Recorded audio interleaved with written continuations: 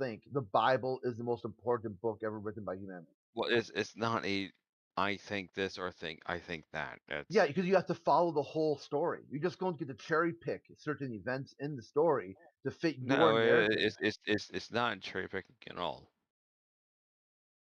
It really, like, if you said in Apollo 14 they took a Bible, to 100 leave Bibles. on.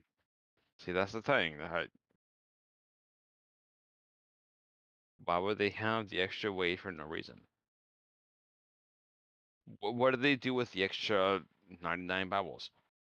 They brought them back to Earth and they signed them, and they got distributed around to different places. They had the extra weight to make money. No, like how they brought lunar. See, after the first couple of missions, they brought back, um, Moon soil rocks and samples, things. and Yeah, yeah. yeah, yeah. After that, they And stopped after bringing stuff. 13, they couldn't go to and land on the moon. So, No, they did. Yeah, all the way up to 17. 17 was the last one. okay. So why? Okay. I'm not understanding the logic behind why would they carry. I mean, honestly, I would pay extra for a moon rock Bible, but I mean, I don't. Well, I think one of them came up for. Hold on, let me see here if I remember the story right. One did go up for auction not too long ago. Was it? Yeah, let me see if I remember. If I remember right, it was in the millions. It was like $40 I million would dollars or assume something. so.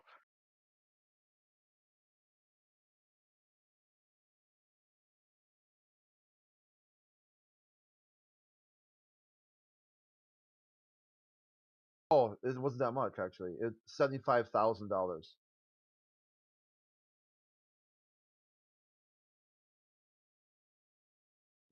Yeah, so That's this it. is yeah, so it sold. Let's see So here. they didn't I'll quite just believe in drop it the either. yeah. Here, I'll just drop the article here.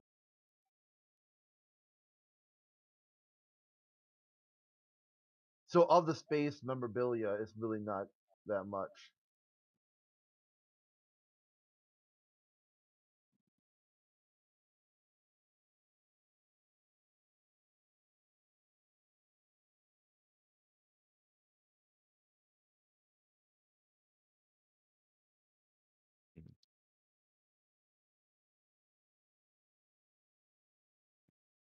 Apparently, they said other items that sold at that auction was a strap that connected the life support beam. Was sold for 93,000. Nobody believes that more than the Bible. Well, no, that's only one scrap. The only scrap that ever existed for the first 8-hour walk on the moon for Apollo 12. That's one scrap. Ah, okay, okay, Okay, the okay, Bibles, okay. there's 100 of them.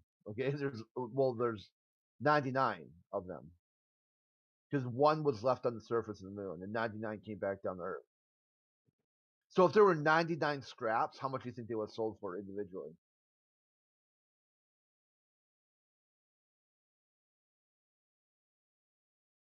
You see the what's going on there? If the culture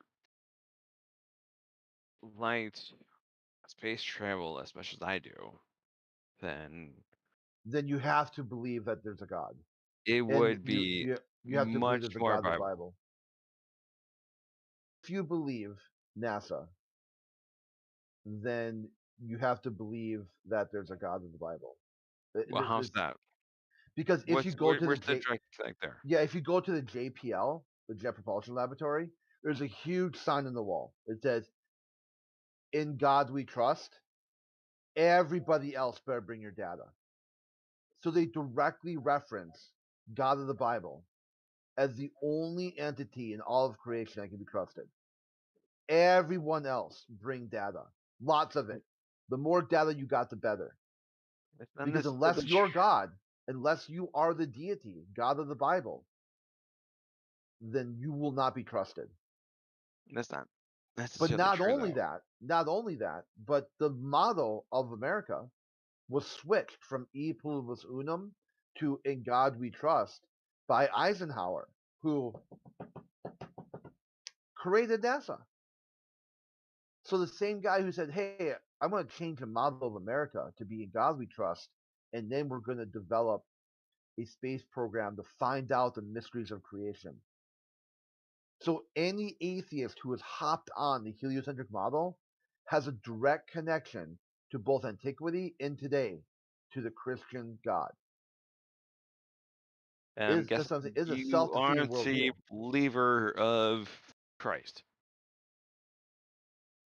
What does that have to do? It's not about me, dude. Why would you want to talk about me all of a sudden? You're the other one that's talking. I Yeah, relate but to what you. does that have to do with me? Am I pushing a heliocentric model? Am I pushing for manned spaceflight? Neither am I. Neither am I. Oh, okay. Well, there you go. So why would it have to do with me? Again, because you're the one I'm talking to. Yeah. So okay, if you want to talk about religion and what I think and what I believe, is this a channel for that, or are there other channels for that? Ben's. It depends. No, it does not depend. Okay. Let's go over the rules. Yeah, All it right. does actually. So here we go. Flat Earth rules. Ever get the feeling that something isn't right with the world? Well, you'd be correct. We're here to have an honest, respectful, and rational conversation about the nature of the Earth. You're welcome to ask questions, present an argument, or simply discuss. But remember, claims require evidence. Okay? Right there. In God we trust. Just rephrase it. All claims require, show me data. Don't tell me your feelings or whatever, or to believe you. Bring the proofsies. Some rules to follow for constructive discussion are blatant dishonesty or observation will result in a mute or ban. Any of the following will result in a ban. Any breach of Discord TOS. No shit posting. All posts of hit and run trolls will be deleted. This is not the Flutter Society.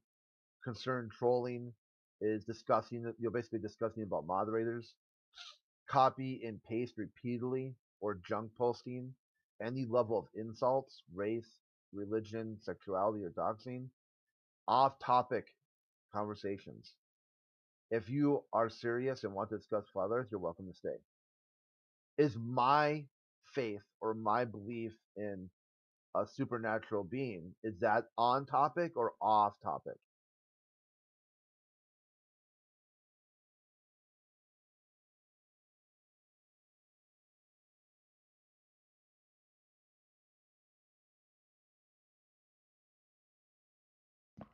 I think that would depend on how they constructed the Earth.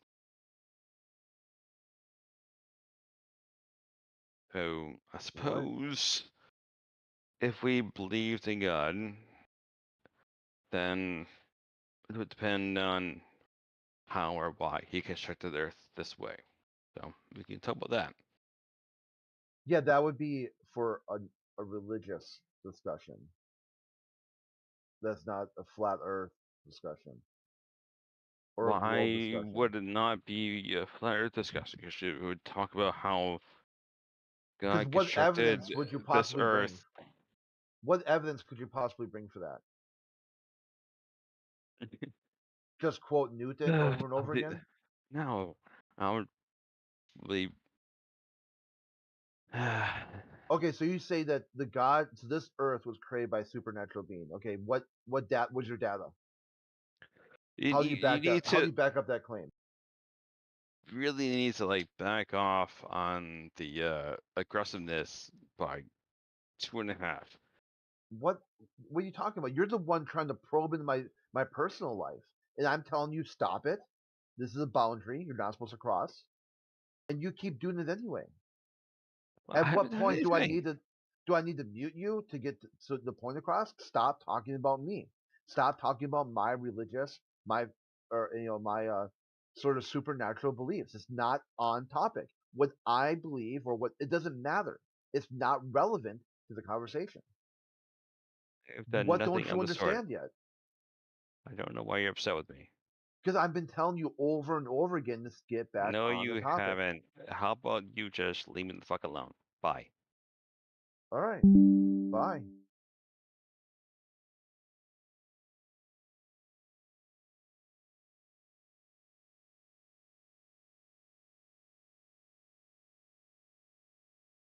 Poor guy's worldview got challenged, decided not to even think about it.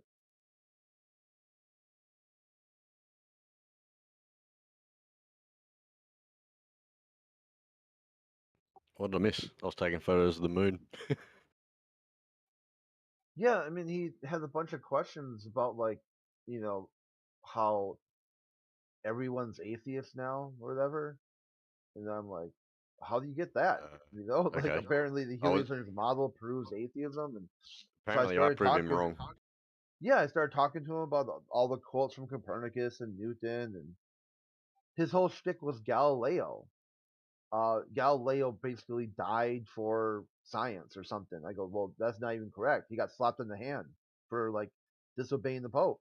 Like what the fuck, dude?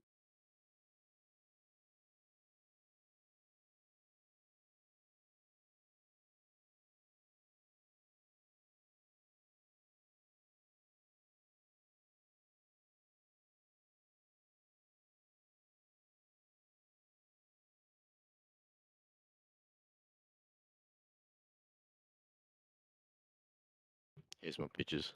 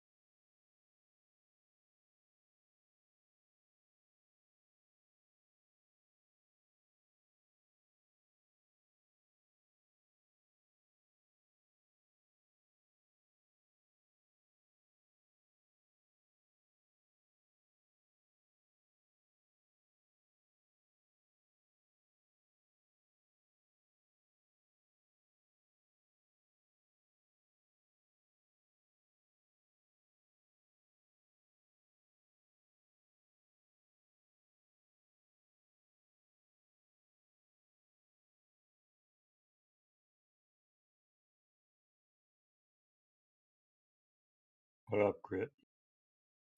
Oh, not too much. I had to like restart my Discord. There's like an update or something.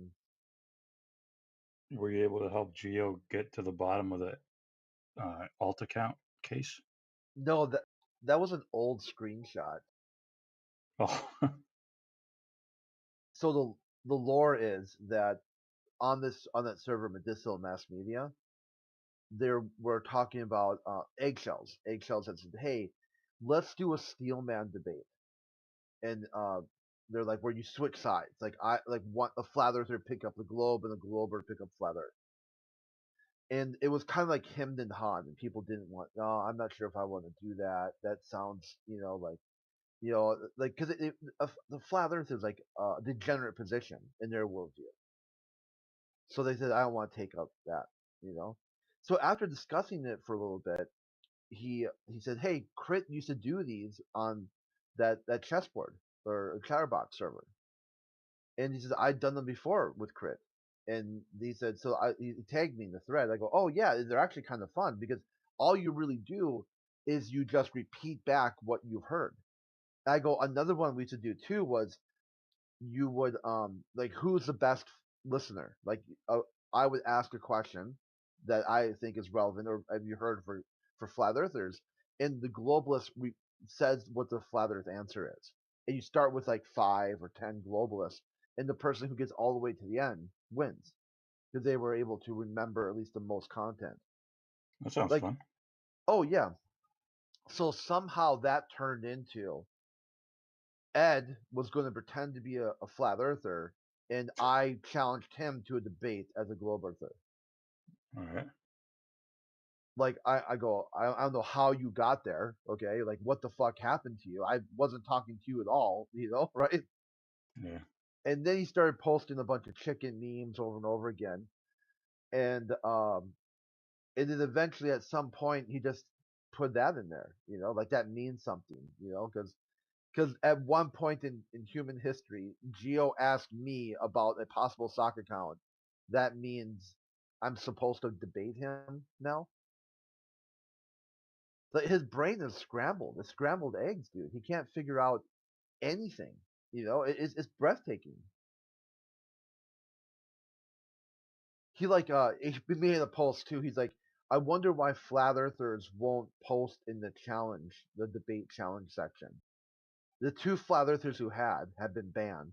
Then it's him spiraling about debating me, and then another one where it's him talking about no one's posting in here. Dude, you trolled the shit out of it. No one's taking it serious anymore.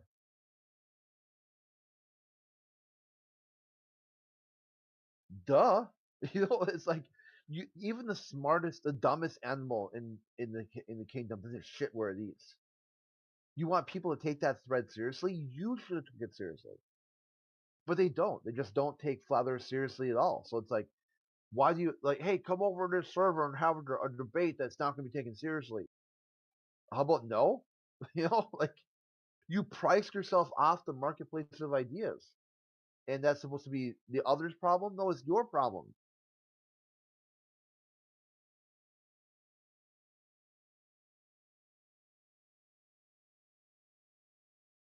So just like the random screenshot posting, the first day or like the third day I was on that server, he ended up banning me, and then the admin invited me back and made me a moderator.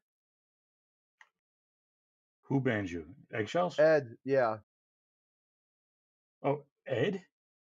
yeah, on Ed's a that. mod over there? He's like an admin. Oh my god. Yeah, Fuck that. he's like, I'm making an admin decision. Crit does not need to be on the server. And then like other people are like, no, dude, it's kind of funny. The news stories are sort of insightful. There's like he brings a lot to conversation. If a troll kind of jumps on him, he just backs off. See, he triggered so hard back in the past about that. Now there's just no recovery, man. I broke him. He'll get direct contradictory evidence or statements from people who he supposedly agrees with, but he still can't do it. He still can't get there. So what the fuck do I need to say at this point? There's nothing I can say it's going to help him. His own people can't help him.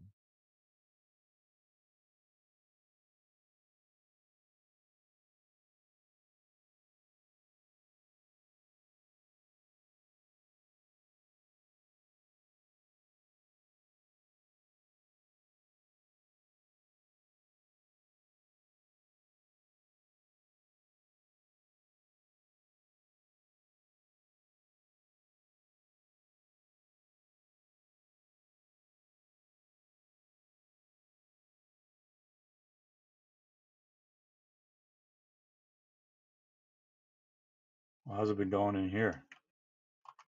Yeah. Just a little bit ago, some guy kept asking me all about my religious beliefs. I go, "You're off topic, right? Yeah. You have to be so aggressive." I'm like, I'm not. I'm just letting you know that my beliefs are not. I read the rules where it says all claims require evidence. If I start invoking a supernatural deity, would that be on topic or off topic?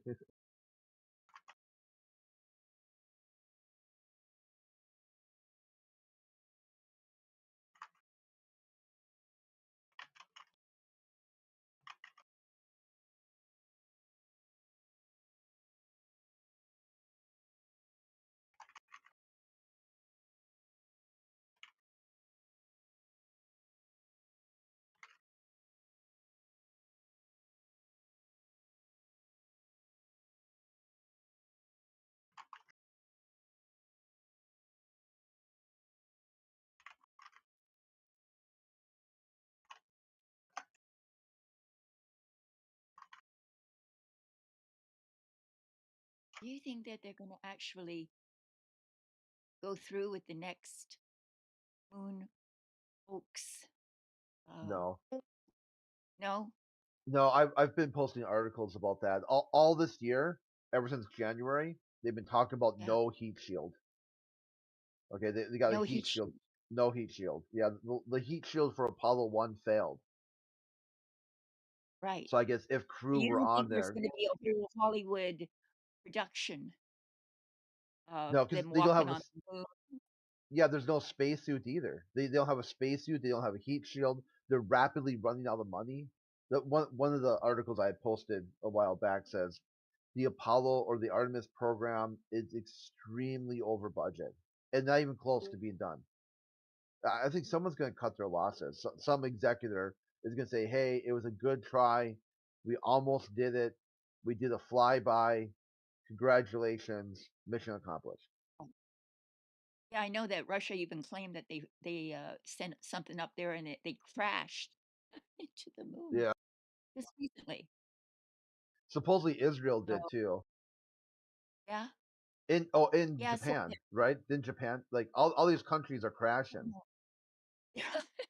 they're all crashing in the moon, but they keep saying that there's going to be a another uh, similar Apollo Hollywood production coming soon.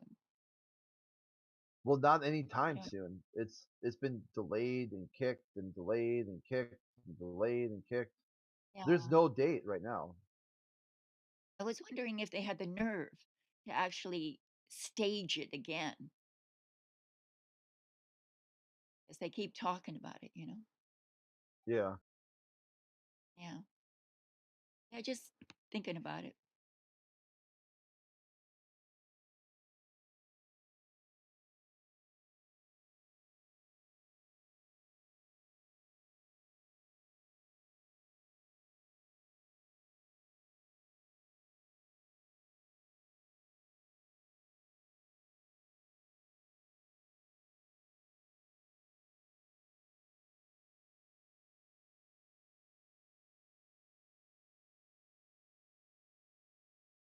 There's also a lot of whistleblowers, supposedly, allegedly, um, revealing the whole alien invasion scenario.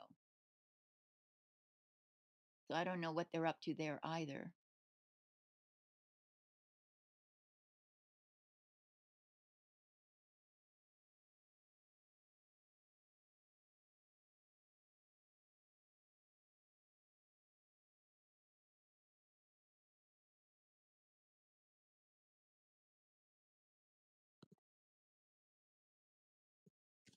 You guys realize that your mum's ass is probably flatter than the Earth if it is flat. Good one. Never heard that one before. What's your guys' opinion on black people? Wow. Dude, seriously, man. Very good.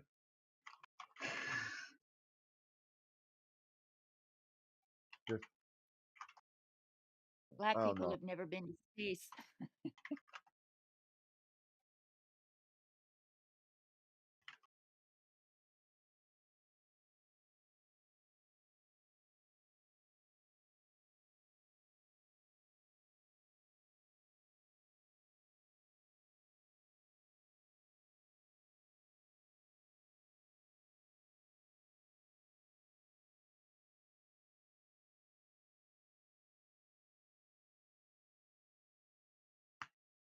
Penelope, your voice sounds familiar. Have you ever been on radio?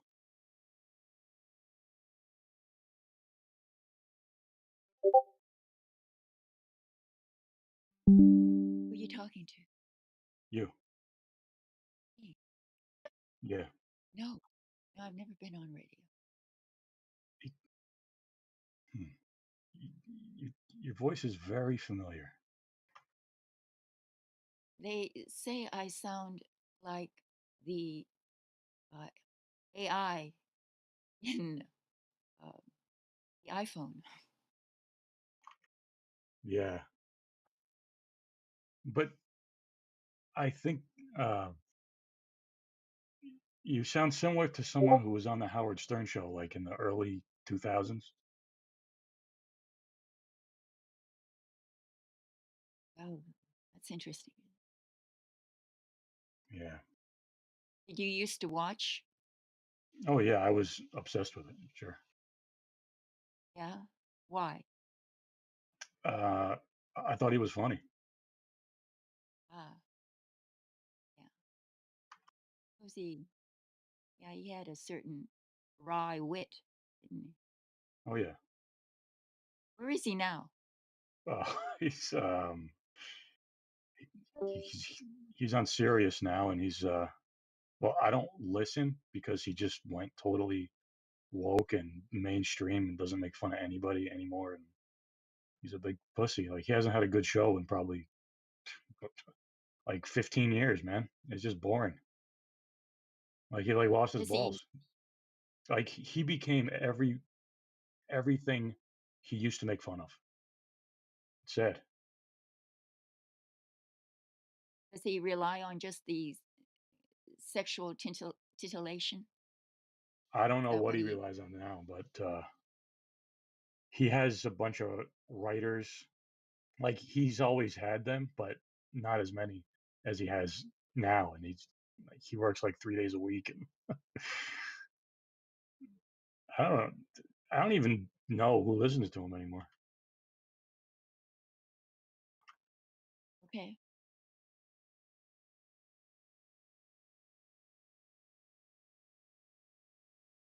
I never liked him.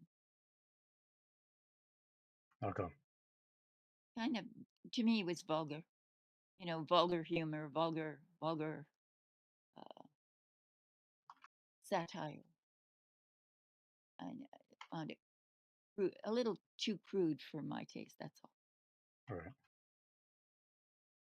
Yeah, it definitely wasn't for everybody.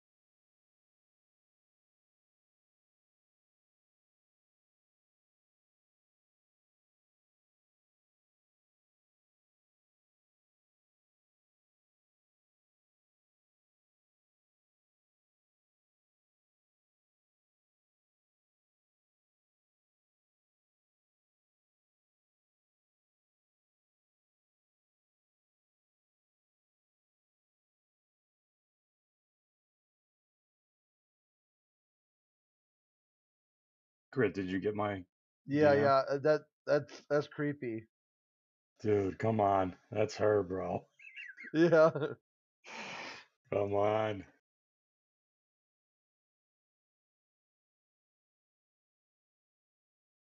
Wow, dude. Like if you close your eyes, it's like the same person. You know? Yeah.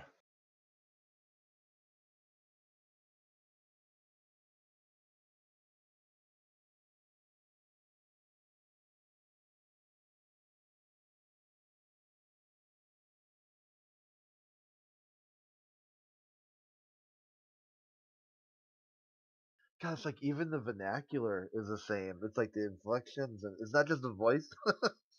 Yeah. That's hilarious. Yeah, dude. I was obsessed with that like mid 90s to like the mid 2000s Stern, and Yeah. like I have every show, and I used to listen to it like 16 hours a day because it was just you know entertaining. I know every fucking voice on that is her, bro. I swear to God.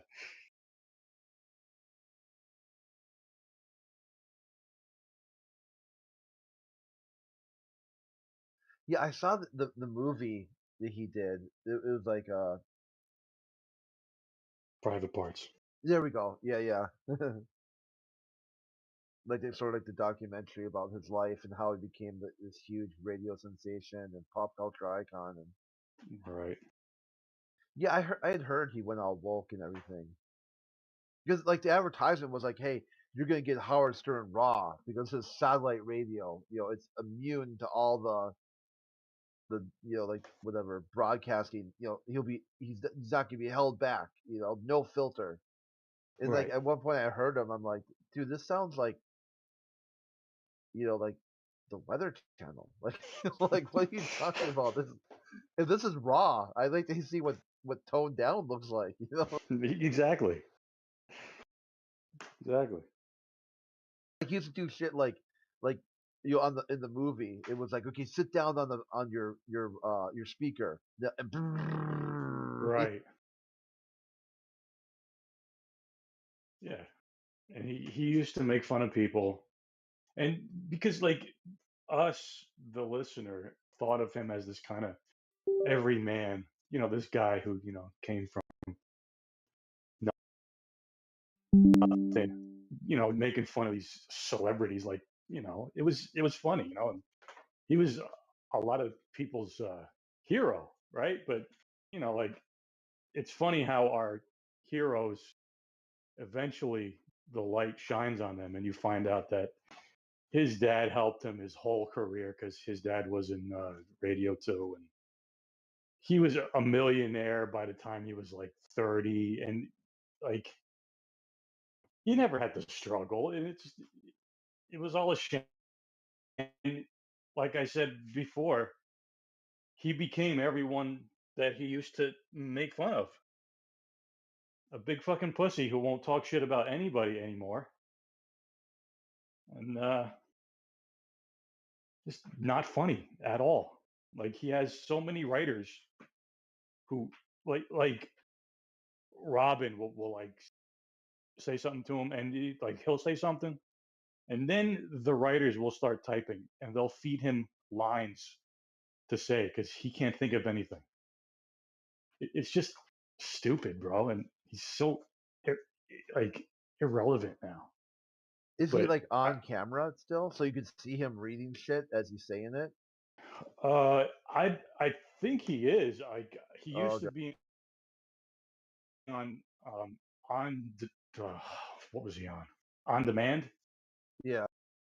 You used to be able to watch it, but yeah, like even like back then, you were able to tell that he was reading lines. Yeah, it wasn't just all off the cuff, like it was like scripted content. Hey, at the 8 o'clock hour, we'll bring up this topic, and here's your script. Yeah, and like back then, I thought that was all him. I used to think he was like the funniest guy, right? But then I found out that Jackie was writing his lines, and Fred and Benji and like all the backroom people were were writing stuff for him, and he would say it.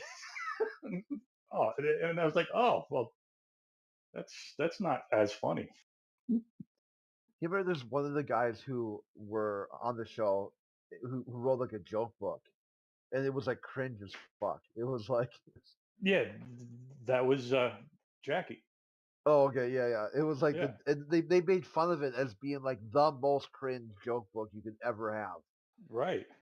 Yeah, Like and buy that's this. Okay. no, go ahead. It was like jokes like, why do women fake orgasms? It's because they think we care, or something like, just one joke after another like that. Yeah, and they would make fun of each other, right? Which was good. Like I like that, But now they don't make fun of anybody, and like there's no more, ball breaking. It's just talking about the thing that we can't mention. The thing that shut down the whole world for 2 years. Oh yeah, he doesn't even talk about that. No, he does. Like he's like terrified of it, Oh okay. and like yeah, and he talks about how Trump's a douchebag and all that. He's so fucking woke now. Yeah, because Trump used to be like a reoccurring character on his show. Absolutely. Like they used to be fucking buddies.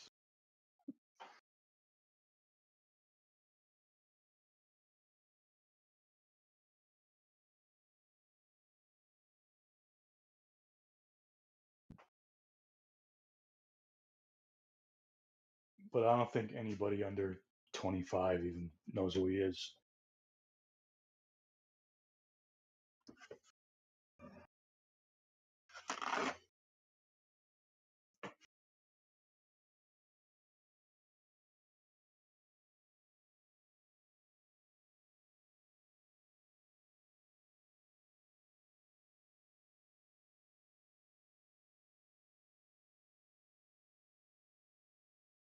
So far, the front runner for news today is Earth's mysterious core appears to be leaking, leaving scientists baffled.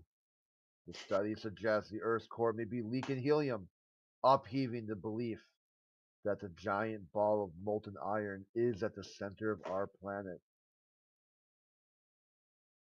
Wow. So there's no molten core, or it's not at the center, or And maybe it's the mantle and in the middle is helium. Oh yeah, that could be it. But still, even if it's Could- leaking, say if there was a core that's leaking helium, why is it going outwards if gravity? Yeah, that's something that always got me. It's like, how could everything be attracted to the center? Because like the further down you go, the more mass there is behind you. So getting pulled backwards. Oh yeah, It's like, reversed. Yeah. yeah, there is no center to be pulled to, quote unquote, because you're surrounded by mass. So you'll be pulled by that. It's very strange. I've never had a clear answer about that. And then again, the person who I asked was Kosho, so I probably shouldn't have asked him.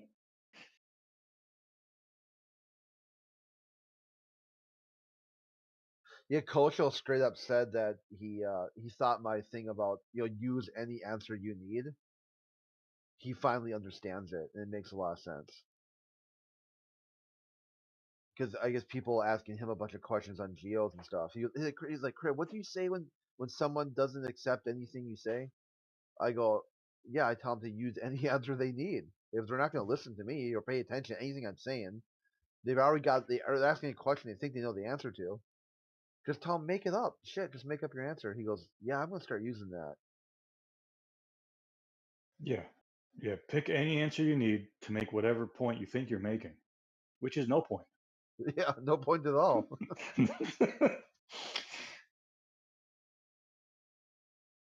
But at that point, why even go in the room? If I could see why you go, right? Because well, you don't anymore, but Yeah. like Kojo has Google. right? So why go in there if that's all he's going to say? If he's just going to say, you know, Google it, or this is what Google says, or this is what mainstream says. It's like, why go there? He's like a soft version of paid NASA show. Like, Yet PNS just got mad at me for something. I can't remember what it was now. Like,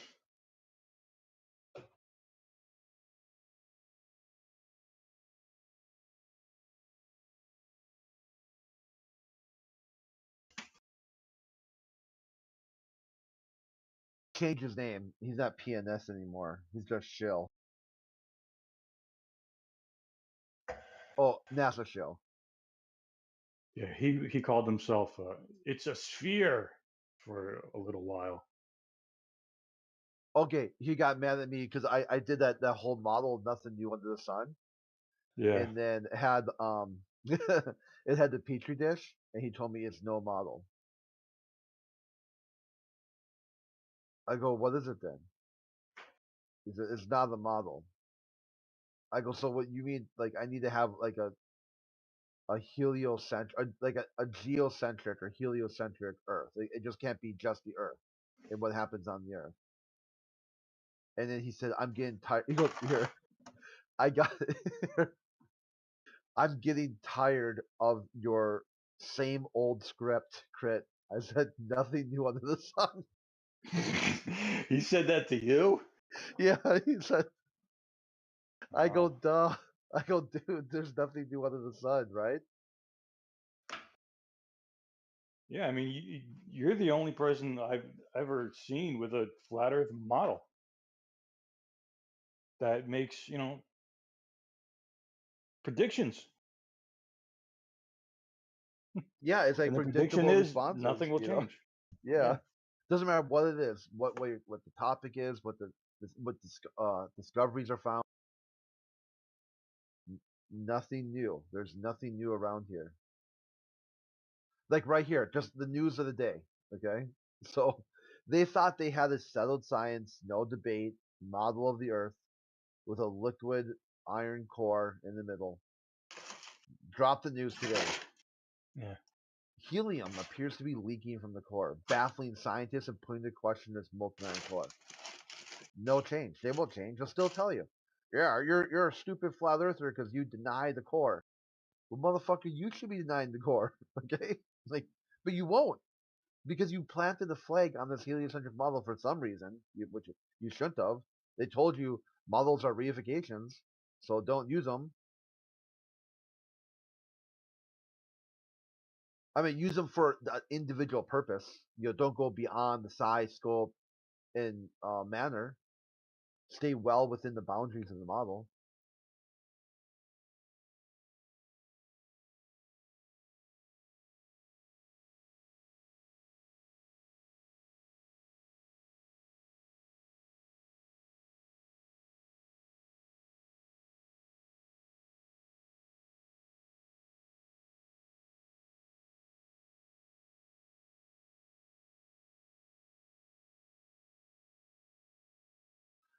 So here's another one. Talking to dogs as gods, he says he drops a claim. I never talk about anything. I go, really? I don't. Okay, so what does that mean then? Okay, if I never talk about anything and you believe this to be true, do you A, try to keep talking to me, or B, accept your worldview and don't talk to me? And then he says, you never leave a server you don't have admin perms on or moderator perms. I go, really? Okay. He goes like, you would never come to that medicinal mass media. I go, dude, I'm on the server. I'm server news bot. Like I post topics every day in the critical news channel. So like, how wrong? Not only are you wrong in your worldview, like doubly, you're also just objectively wrong in other people's shared experience. So I'll never go to a server that I'm on, that I post every day on, and Makes don't talk sense. about anything as I post topics for discussion.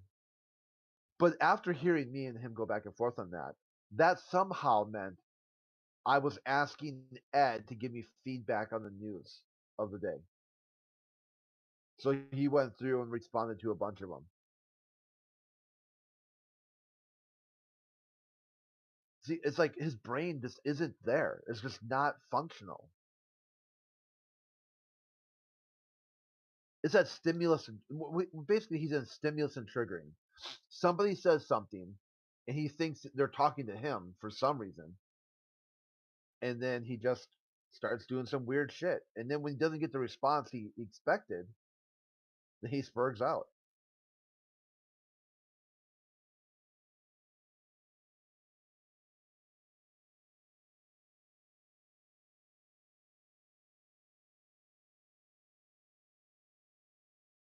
Do you see that debunk that I posted about his tides thing? Yeah. Yeah, I saw that. Was that pretty good or what? Yeah. Yeah, let me see. It's like where I tilted the thing on the side and it matched it up to a picture where it shows tied in, tied out. Yeah.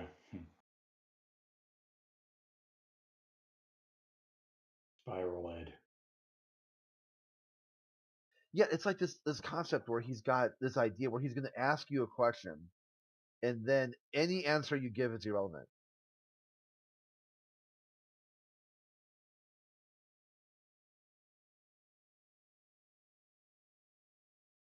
Man, it's like people like that. They're just a trip, you know. I mean, Ed isn't unique. Okay, he's just another one of them. And the only thing that's funny about him is just how hardcore he triggers out.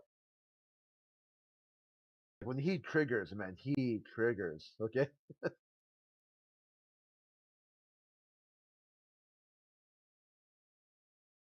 I'm surprised he hasn't found his way in here. Yeah, he was for a little bit.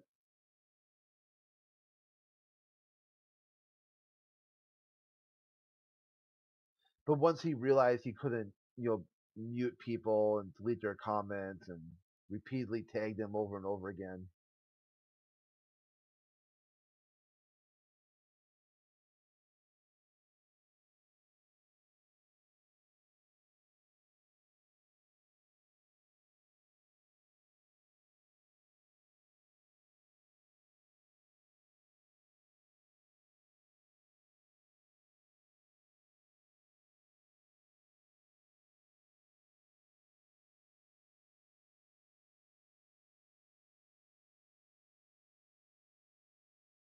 What he's upset by is that he wants to debate flat Earth and take up the flat Earth point of view and just act absolutely ridiculous.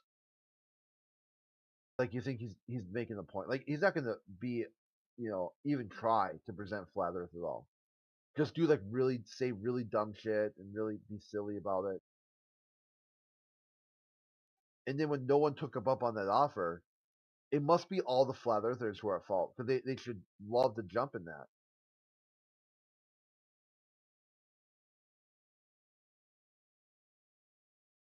It's like, no, dude, you're exposed, homie. You should have probably at least acted somewhat like you're going to take it serious and set the trap, you know? Yeah.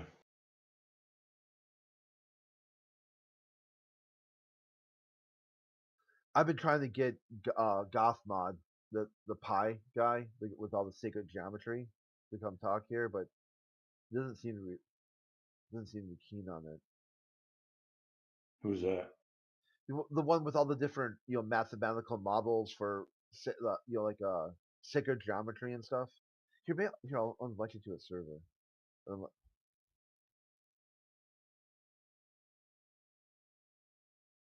He's got some really good stuff about how all of creation can be broken down into these mathematical formulas.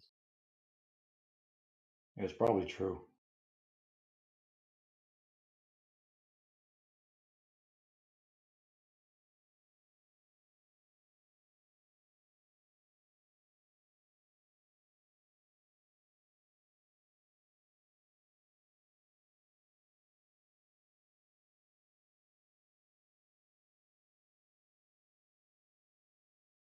I like this hurt feelings report.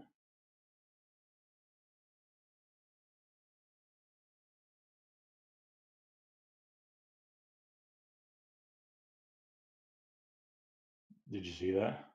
No, on where Golden Globey or In 11.7's server. oh, Go to okay, go to the welcome to yeah, and yeah. scroll up a little bit. And it's good.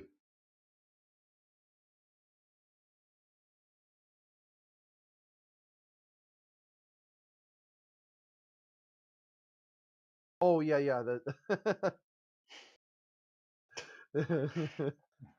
It's good stuff. Circle. Look at Circle One.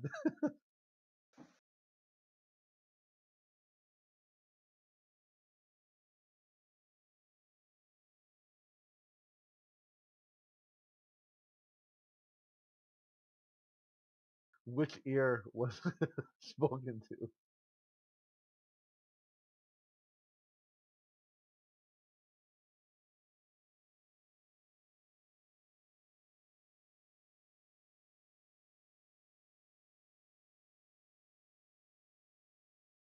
Is it already freezing cold up there in Minnesota, or does it take a little while? No, it's like it's kind of unseasonably warm. It was like in the 70s. Really? Yeah, I know it's interesting. Where like I have a friend in Florida, and she was saying they got like iguanas are just falling out of the trees and shit. You know, it's like she's like, when you got snow? I go, no, it's like unseasonably like 20 degrees warmer than normal. You know, like remember like fall, it's like 50, 60. You know, on a warm day. It's like all the geese are like even it's interesting because you see like fields, right? Like, and they're just covered in geese. Like they're all just taking a break. They're like, well, I guess we can, pump the brakes here. You know, like it's nicer here than it would be going south.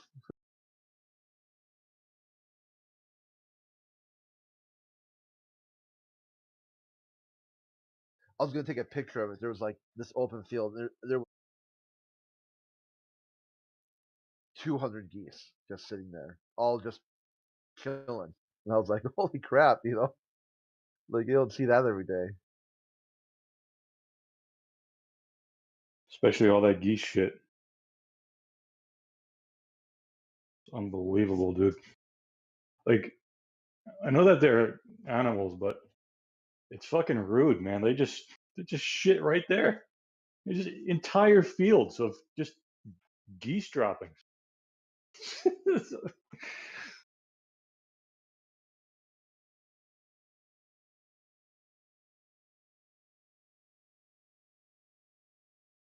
Like there's like parks here, and geese go to it, Yeah, and I can't even take my son there because there's just geese shit everywhere. yeah, it's really a lot too. I mean, when they drop, I mean, it's not just a little turd. I mean, it's like It's a load. yeah.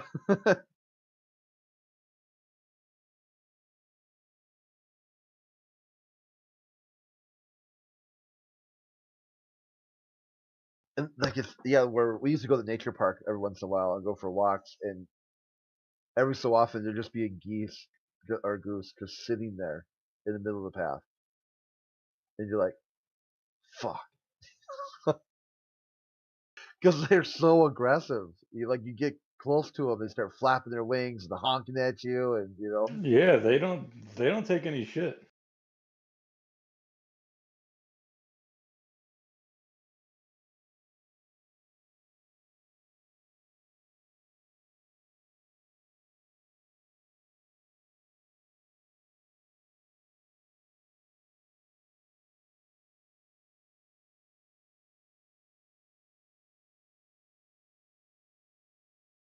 It's a slow morning. yeah. Here's everybody. It's all the ball shitters. I know you think somebody wants to bullshit.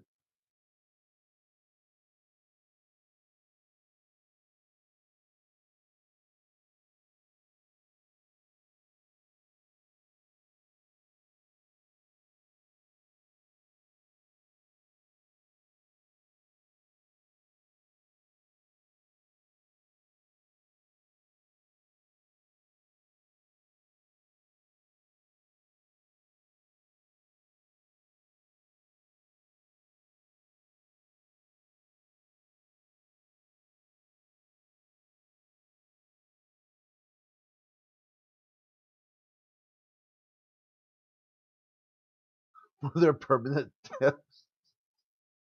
were there permanent damage to your feelings? You're still looking at that? Yeah. Yeah, I did like the first quick glance, and now I'm like going through and like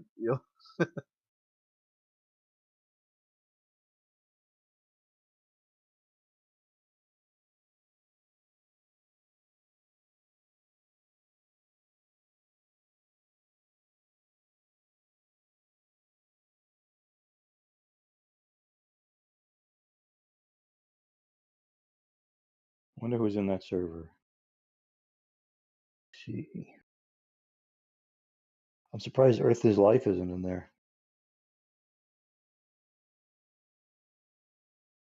yeah, I haven't seen him around. I don't even know where he hangs out at now. Probably goes to Geo's every once in a while like he used to. Oh yeah. I haven't been in Geo's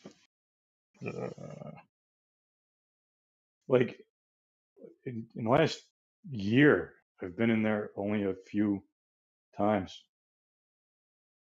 I just can't take the constant, just same bullshit. Yeah, I think it was really downhill when after they had that like what was like Coriolis conversation for like 3 weeks. Oh Where he said yeah, exactly the same thing, over and over again, and fucking Zanuck and Jeremy every day.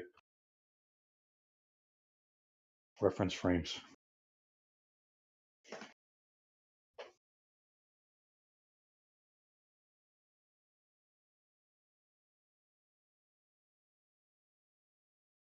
That's why I'm here. Is because new people come in here. Oh yeah, it's a place to be. Yeah, it's a place to be.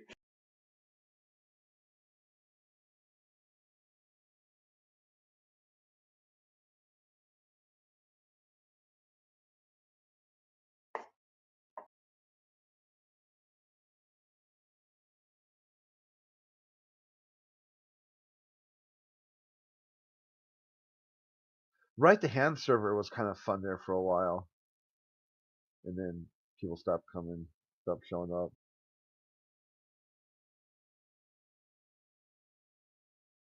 Was that arm wrestling server? Yeah, the House of the Hands or whatever. Was that his or is that someone else's? I'm not sure. I think it's his. Because it had like 2,500 members, I think. I mean, a lot of people. The Flat Earth section was kind of dead. I mean, every so often someone would come in there and post or ask a question or something. Yeah. Yeah, it seemed like it was like arm wrestling server with a mini Flat Earth section.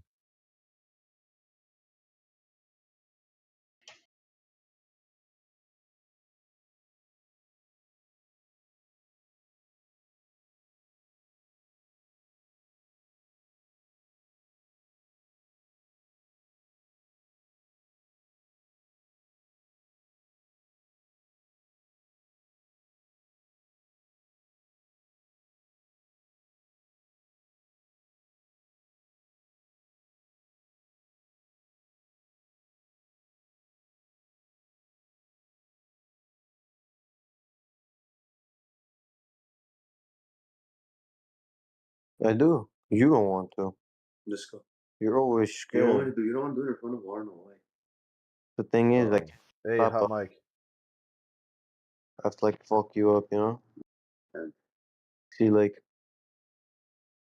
wait, Hey, I don't see. hot mic. I think you butt dialed. Yeah, no. How long have we been here? We're in a debate server. You look high as Another fuck. like 30 seconds. Yeah. Okay, we're out, boys. You guys enjoy the debate. All right. Take care. Stay stoned.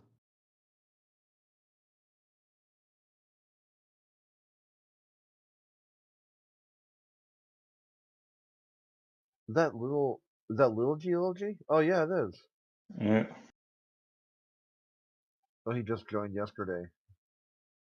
Little G.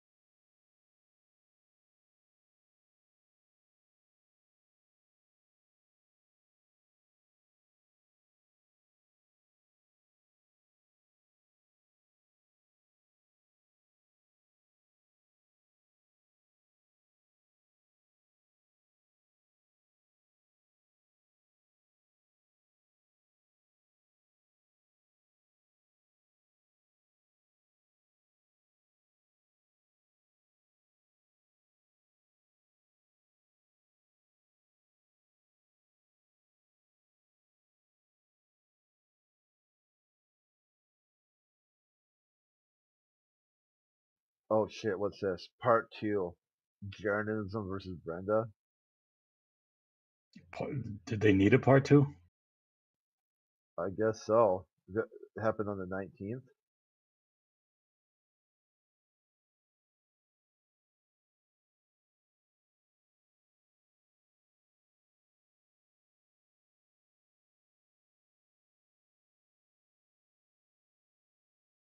So when is that going to happen? So welcome. There's 5 minutes of welcoming, then intros, and then 3 questions that have to be 1 minute or less. Then 4 claims, then 2 conclusions, and then they read super chats. So it's like a formal thing? Yeah, Who's the mod? Jaren's modding his own. Oh, So he's got him on the debate side, Brenda on the other debate side, and then in the middle, the moderator is him too. I thought he bring in the guest mod or something like that, huh?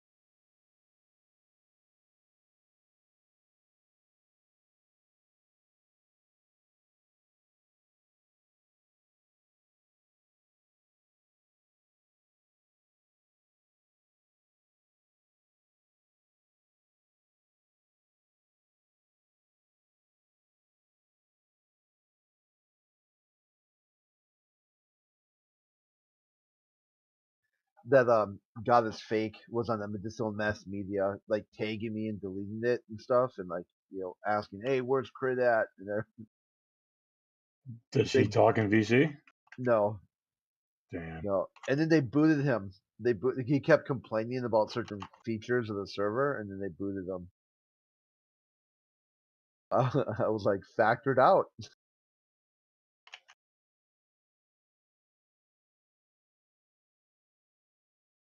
It's It's like all better for you've him to done stay here. in it. They're saying all you've done here since you joined the server is complain about members, complain about the server, complain. It's like, why are you Yeah. here? And they're like, bye. Bye, Felicia.